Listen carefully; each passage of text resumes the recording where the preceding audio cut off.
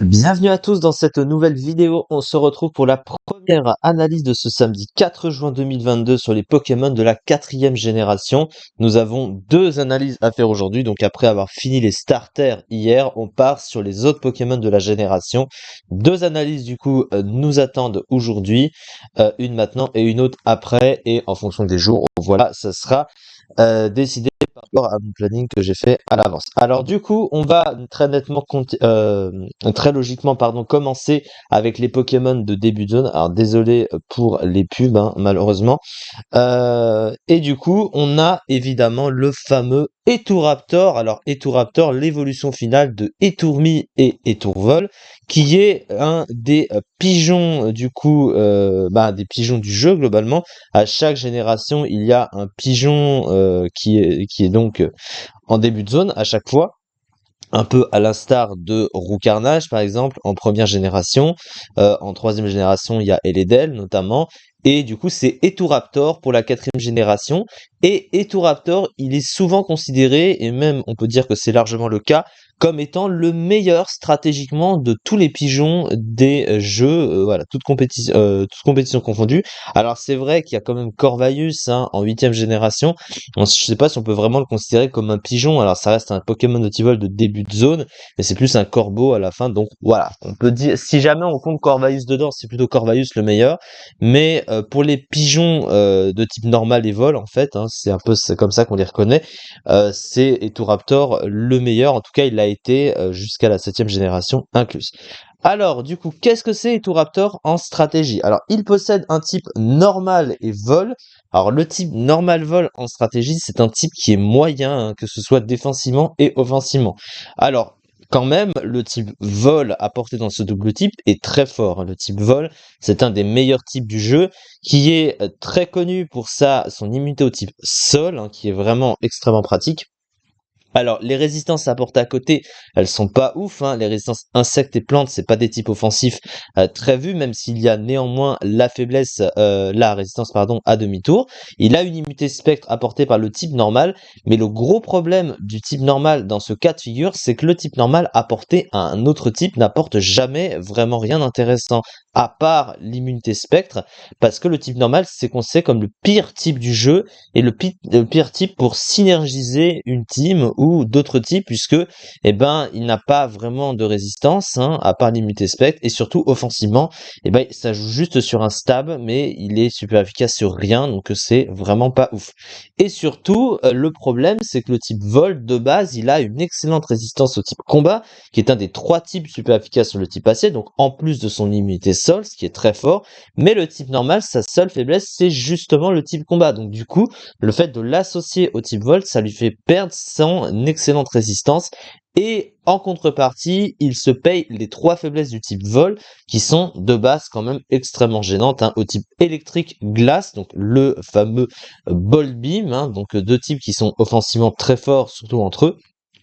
Et la faiblesse au piège de roc, malheureusement. Le Pokémon n'étant pas revenu dans Pokémon épée et bouclier, il ne profite donc pas des grosses bottes. Alors évidemment, il y a le fameux tiers National Dex, hein, mais qui est pas un tiers, on va dire que c'est pas un tiers officiel globalement, où tu peux jouer de tout. Donc là, à ce niveau-là, il aura les grosses bottes, mais sinon, au-delà de ça, comme il n'est pas revenu dans Pokémon épée et bouclier, il n'a pas les grosses bottes. Et offensivement, le truc, c'est que le type vol est bon offensivement, mais le type normal n'apporte aucun coverage offensif à côté, donc c'est pas vraiment ouf. Et surtout, le type est résisté par le type acier déjà, hein, le double stab, donc quand ton double stab est résisté par le meilleur type défensif du jeu, ça reste toujours problématique, mais il apporte pas grand chose. En fait, le type normal n'apporte jamais vraiment rien offensivement, à part la puissance d'un stab, mais il n'y a pas de coverage offensif, donc c'est vraiment pas intéressant. Quand tu as un double type offensif, tu préfères un double type qui apporte, ou les deux stabs, pardon, apportent chacun offensivement l'un à l'autre, pour avoir une utilité, surtout pour un Pokémon offensif, hein, qui a vraiment besoin d'avoir une puissance offensive supplémentaire, puisque ça va avec le rôle du Pokémon. Mais dans le cas de figure de ce double type, c'est pas vraiment le cas. Alors, au niveau des résistances, alors du coup, ça s'est retiré. Donc il est super efficace sur 250 Pokémon, il est résisté par 124 Pokémon. Alors il a quand même un coverage neutre correct, 702 Pokémon sur lesquels il touche normalement, mais c'est pas un double type qui est incroyable offensivement. Donc c'est vrai qu'à ce niveau-là, c'est un petit peu moyen. Au niveau du reste, alors les talents du Pokémon, ils sont bons, ils sont même adaptés à ses rôles. Intimidation permet de baisser l'attaque physique de l'adversaire quand il rentre sur le terrain, et c'est très bien adapté à des Pokémon offensifs parce que tu baisses la puissance offensive de l'adversaire, ce qui fait qu'il va taper moins fort, parfois il va être obligé de partir, et comme ton Pokémon est très menaçant parce que tu sais qu'il tape fort et qu'il a une bonne vitesse, eh bien t'es menacé et tu peux prendre un tour d'avance sur l'adversaire. Donc ça c'est plutôt pas mal. Son autre talent caché, c'est Téméraire, qui est extrêmement bien adapté au Pokémon. Téméraire augmente, je crois que c'est 20%, il me semble, oui voilà, 20% de puissance ajoutée sur les attaques qui ont un recul. Et c'est très bien adapté puisqu'il possède sur ses stabs à la fois Damoclès et Rapace. Donc avec la puissance du stab plus les petits 20%, eh bien ça fait mal, et surtout qu'il a une grosse attaque, donc c'est complètement adapté au Pokémon. Alors, ça ne n'immunise pas au recul, par contre. Ça veut dire que même si tu spams les attaques de puissance, alors ça fait mal, évidemment, mais t'as le recul et le Pokémon s'affaiblit malgré tout avec ça sur le terrain. Donc il faut quand même pas l'oublier. Surtout que ça le rend assez dépendant de ce genre de move. Alors, au niveau des statistiques, alors ce qu'on remarque, première des choses, c'est son attaque de 120, donc c'est un Pokémon vraiment offensif, et une grosse attaque de 120, bah c'est une très bonne chose, donc il tape fort ce Pokémon. Sa vitesse de 100, alors elle est pas si incroyable que ça aujourd'hui, parce que les speedtiers ont augmenté avec le temps, c'est chiant c'est plus, vraiment. Les speedtiers ont augmenté avec le temps, donc c'est sûr que 100 aujourd'hui c'est moins fort qu'avant, mais 100 c'est pas une mauvaise vitesse pour un Pokémon offensif, au contraire c'est une vitesse plutôt correcte. Par contre, sur le plan défensif, c'est un Pokémon extrêmement fragile, On le voit, le bulk est mauvais, 70 en défense, 60 en SPDF, 85 dans les PV, donc c'est vraiment pas ouf, mais bon, voilà. Après, il le compense un tout petit peu par sa vitesse et son côté offensif, mais sur la durée du terrain, c'est vrai qu'il est quand même très fragile, il est sensible aux priorités, du coup. Enfin, il tankera très peu d'attaques, donc à ce niveau-là, il peut venir sur aucun Pokémon, globalement, il va prendre trop cher. Surtout qu'il a une faiblesse au piège de rock, donc s'il prend sur les pièges de rock déjà de base, il est extrêmement facile à revenge kill, donc c'est compliqué. Son attaque spéciale de 50, évidemment, on n'en parlera pas. On va se concentrer sur le move pool. Alors le move pool du Pokémon, il possède quelques trucs quand même, mais c'est un movepool qui est relativement pauvre quand même, il faut le noter. Alors qu'est-ce qu'il possède quand même? Alors il a accès du coup à Damoclès et Rapace, le fameux combo de moves que j'ai cité qui profite de Téméraire et du Stab. Il a Close Combat en coverage pour passer les Pokémon de type acier, évidemment. Il a accès à Demi-Tour également qui lui permet de pivoter. Il a l'accès bien sûr à Atterrissage. Alors Atterrissage, qui lui fait perdre son type vol, il faut le rappeler, quand il l'utilise, mais ça lui permet d'avoir un move de soin.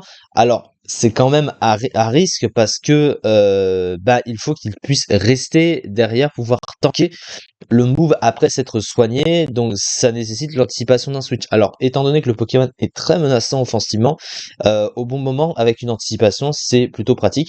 En tout cas, un move de soin, évidemment, pour un Pokémon offensif, c'est utile. Il a même accès à Vivata, donc il a une priorité stabée. Il a même poursuite, il faut le noter également. Mais son move pool, malgré ça, il est quand même extrêmement restreint. Ces sets sont toujours les mêmes. Vous voyez que c'est un seul set qui est utilisé et c'est toujours le même parce qu'il y a que ces quelques moves qui lui servent. Il a aussi accès à anti-bruit, bien sûr. Il a vent arrière qui lui permet de booster sa vitesse, mais et la mobilité de la team aussi. Il a même tout ou rien qui permet de se suicider et d'éliminer une menace de la team. Mais voilà, à part ça, il a pas grand chose. Son pool de soutien est extrêmement restreint. Il a vraiment trop peu de choses et il est extrêmement prévisible. Donc du coup, un Pokémon qui est extrêmement prévisible en arrivant sur le terrain ou quand on le voit dans la team, c'est quand même pas ouf et ça malheureusement c'est un problème. Au niveau de la fiche stratégique, du coup, une excellente statistique d'attaque, 2 talents utiles, intimidation et téméraire, des statistiques défensives insuffisantes, sensibles au piège de roc, un move pool prévisible, un mauvais double type défensivement. Donc voilà, du coup le Pokémon, il a quand même un gros potentiel offensif, il a toujours été fort, et il est toujours, enfin très souvent resté borderline underuse, donc ça veut dire qu'il est banni de l'overuse, mais il est entre l'underuse et l'overuse. Alors il est bas classé quand même en overuse du coup, il est que 135e des usages, enfin il l'était tout du moins, puisqu'il n'est pas revenu plus récemment, avec 0,26%, c'est quand même très faible comme chiffre pour l'overuse, mais il oscille quand même entre l'underuse et l'overuse, donc quand même c'est le seul pigeon à être aussi haut classé, donc il faut quand même avouer, c'est quand même le meilleur pigeon, enfin il a été, mais c'est le meilleur pigeon en fait, si tu comptes pas Corvallis, là encore une fois, c'est le meilleur pigeon du jeu, il n'y a pas de débat à ce niveau-là, mais il a pas mal de handicaps qu'on a pu souligner malgré tout. Du coup, c'est ça pour cette vidéo. On se retrouve pour la prochaine analyse du jour, la seconde, sur les Pokémon de la 4e génération. Merci beaucoup de m'avoir suivi et à très vite pour une prochaine vidéo.